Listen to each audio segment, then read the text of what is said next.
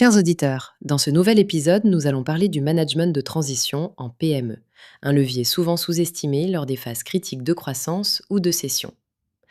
Quand l'entreprise fait face à une transformation rapide, une réorganisation ou une préparation à la vente, le dirigeant se retrouve très vite en prise avec ses limites internes. Manque de compétences clés, délais serrés, nécessité de sécuriser des relais stratégiques.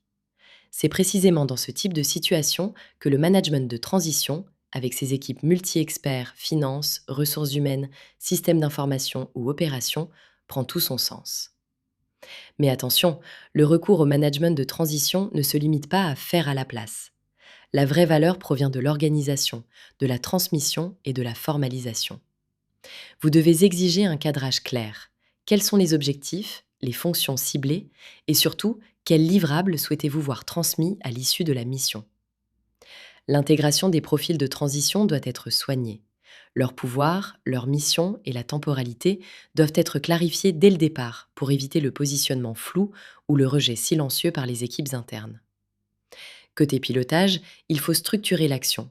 Matrice de responsabilité, reporting régulier, documentation continue.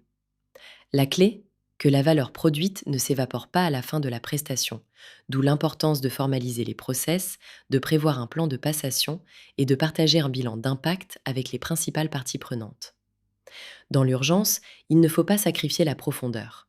En synthèse, un management de transition réussi permet non seulement d'accélérer la transformation, mais d'assurer la résilience future de l'entreprise.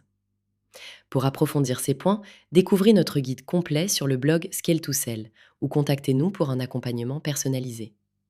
Et si cet épisode vous a apporté de la valeur, partagez-le autour de vous et abonnez-vous pour ne rien manquer des prochains sujets.